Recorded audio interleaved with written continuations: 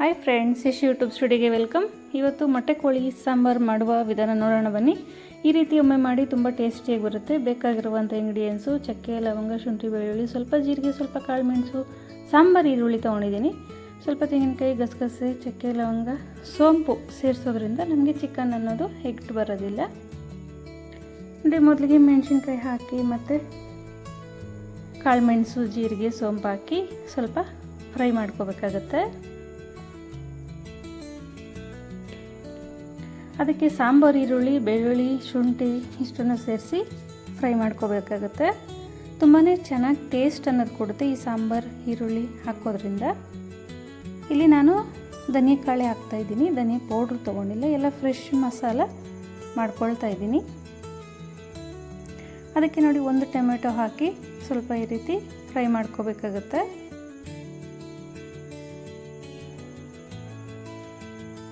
ಸಾಂಬಾರು ಅನ್ನೋದು ತುಂಬ ಟೇಸ್ಟಾಗಿ ತುಂಬ ಚೆನ್ನಾಗಿ ಬರುತ್ತೆ.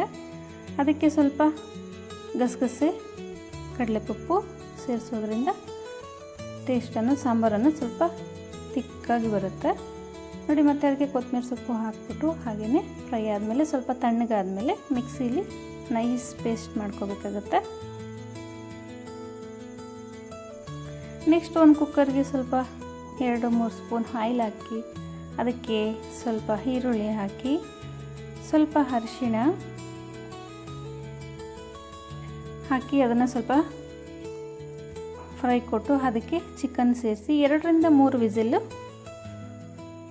ಚಿಕನ್ ಬೇಯಿಸ್ಕೋಬೇಕಾಗುತ್ತೆ. ಮೊಟ್ಟೆ ಕೋಳಿ ಅಲ್ವಾ, ಸ್ವಲ್ಪ ಬೇಗ ಬೇಯೋದಿಲ್ಲ ಅದು. 1-2 ವಿಸಿಲಾದ್ರೆ ಸಾಕಾಗುತ್ತೆ. ನೆಕ್ಸ್ಟು ಒಂದು ಪಾತ್ರೆಗೆ ಸ್ವಲ್ಪ ಆಯಿಲ್ ಹಾಕಿ ಸ್ವಲ್ಪ ಖಾರದ ಪುಡಿ ಹಾಕೋದ್ರಿಂದ ಸಾಂಬಾರು ಕಲರ್ ಅನ್ನೋದು ಚೆನ್ನಾಗಿ ಬರುತ್ತೆ ಫ್ರೆಂಡ್ಸ್. ರುಬ್ಬಿರುವಂಥ ಮಸಾಲೆ ಎಲ್ಲ ಸೇರಿಸಿ ಚೆನ್ನಾಗಿ ಫ್ರೈ ಮಾಡ್ಕೊಂಡ್ವಿ ಅಂದರೆ ಅದಕ್ಕೆ ರುಬ್ಬಿರುವಂಥ ಮಿಕ್ಸಿಗೆ ಸ್ವಲ್ಪ ನೀರು ಸೇರಿಸಿ ಅದನ್ನು ಸೇರಿಸ್ಕೊಂಡು ಮೊದಲೇ ಬೇಯಿಸಿಟ್ಟಿರೋವಂಥ ಚಿಕನನ್ನು ಇದಕ್ಕೆ ಸೇರಿಸ್ಕೊಳ್ಳೋಣ. ನೋಡಿ, ರುಚಿಗೆ ತಕ್ಕಷ್ಟು ಸಾಲ್ಟ್ ಹಾಕಿ ಚಿಕನ್ ಈ ರೀತಿ ತಿರುಗಿಸ್ಕೊಟ್ಟು ನೆಕ್ಸ್ಟ್ ಕೊನೆಯದಾಗಿ ಮೊಟ್ಟೆ ಸರ ಅನ್ನೋದು ನಾವು ಹಾಕಬೇಕಾಗುತ್ತೆ ನೋಡಿ. ಹೀಗೆ ಹಾಕಿ ಮೊಟ್ಟೆ ಸರ ಹಾಕಿ 5-10 ನಿಮಿಷ ಕುದಿಸಿದೆ ಬಿಟ್ಟರೆ ಚಿಕನ್ ಅನ್ನೋದು ಬೇಗ ರೆಡಿ ಆಗಿಬಿಡುತ್ತೆ. ಈ ವಿಡಿಯೋ ಇಷ್ಟ ಆಗಿದ್ದಲ್ಲಿ ಶೇರ್ ಮಾಡಿ, ಲೈಕ್ ಮಾಡಿ, ಸಬ್ಸ್ಕ್ರೈಬ್ ಮಾಡಿ. Thank you friends.